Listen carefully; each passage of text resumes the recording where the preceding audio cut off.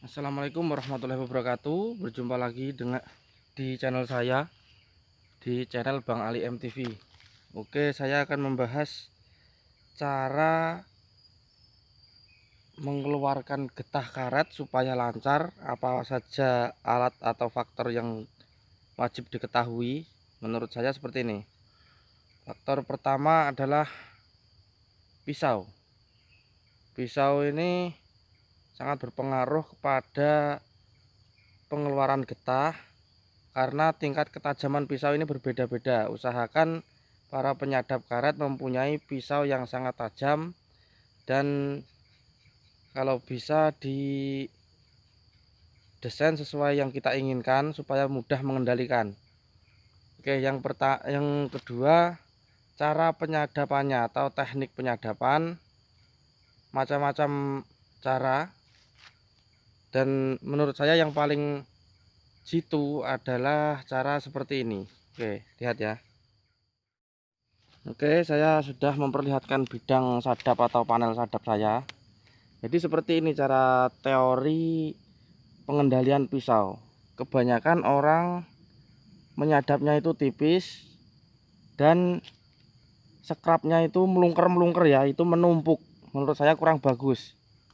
Jadi dengan cara teknik mengayun itu biasanya terlalu berulang-ulang menyadap, jadi kemungkinan waktu pisau itu sebelum diayun itu didorong ke belakang lagi, itu menutup pori-pori yang sudah terbuka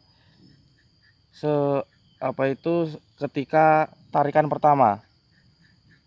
Jadi seperti ini, kelihatan ini enggak ini. Nah, kalau menurut saya, rekomendasi dari saya, mengayun itu tidak bagus dan lebih bagus itu ditarik. Proses sadapnya itu, teknik menyadapnya ditarik. Jadi seperti ini sebagai contoh saja. Kalau satu tarikan itu segini, nah kelihatan, itu jangan diulangi lagi dari sini atau setengah lebih, karena setelah tarikan segini kita dorong lagi ke belakang lalu ditarik lagi, otomatis yang kedorong di sini pori-porinya menutup.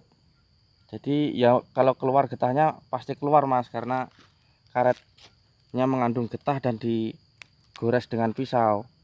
Tapi lebih lancarnya lagi, kalau sudah sekali tarik itu diulangnya jangan terlalu ke belakang, jadi langsung tarik dari sini. Nah, prosesnya seperti ini. Nah, seperti ini, nanti diulangi, tarik lagi begini mas.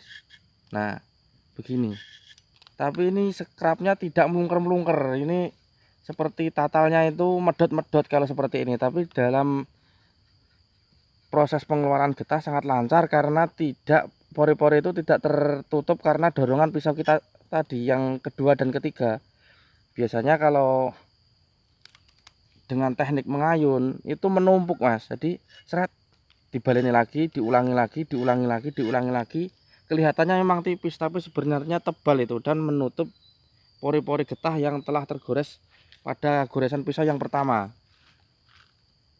Oke, kurang lebih seperti itu menurut saya, karena sangat berpengaruh sekali cara sadap kita, dan pisau sadap kita itu harus tajam, karena kalau tidak tajam ya setiap goresan itu beradul bekasnya itu. Oke, seperti ini kurang lebih ya contohnya.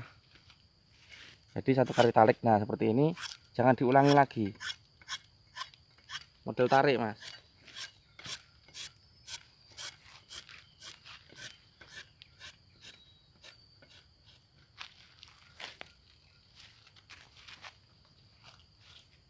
Oke, bisa dilihat langsung mengalir mas.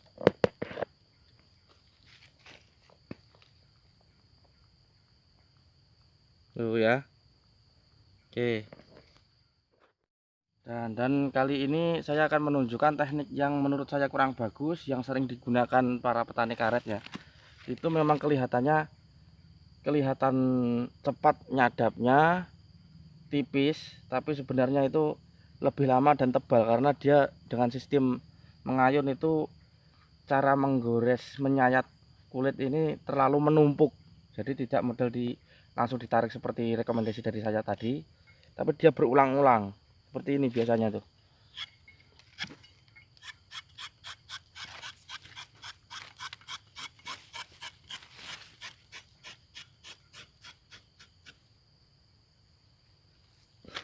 Nah, seperti ini.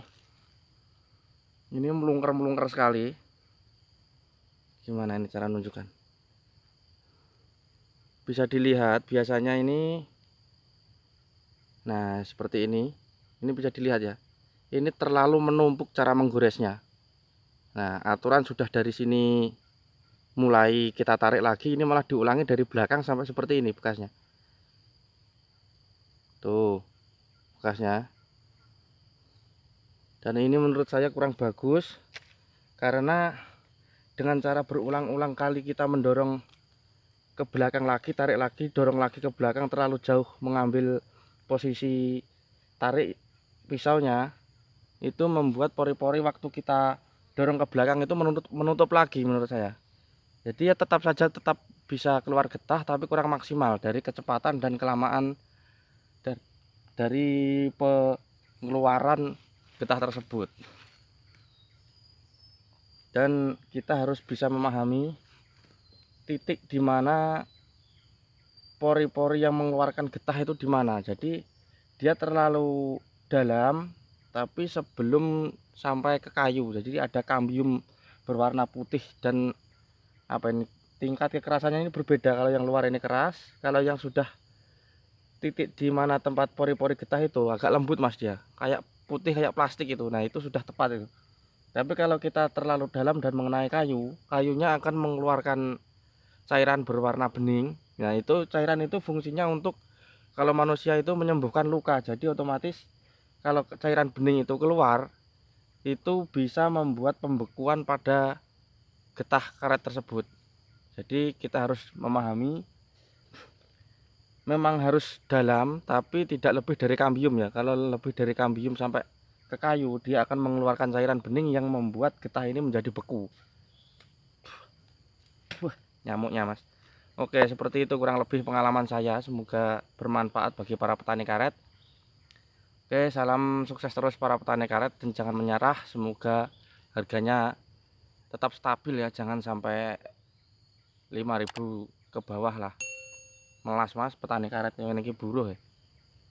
Oke, kurang lebih dari saya seperti itu. Jangan lupa like dan subscribe ya, biar channel saya lebih berkembang dan saya bersemangat membuat konten dan berbagi pengalaman. Oke, cukup sekian dari saya. Assalamualaikum warahmatullahi wabarakatuh. Salam petani karet. Nah, ini setelah sadap lumayan Mas, setengah mangkok. Dan wih, sip.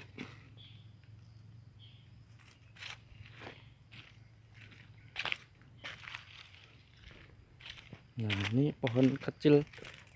Wih, mending Mas. Pohonnya kecil tapi getahnya lumayan. Karena kita selain mengandalkan bibit yang ampuh, kita juga harus menguasai atau memahami teori gimana cara penyadapan yang benar dan cara menyadap yang bisa menghasilkan getah itu supaya lancar.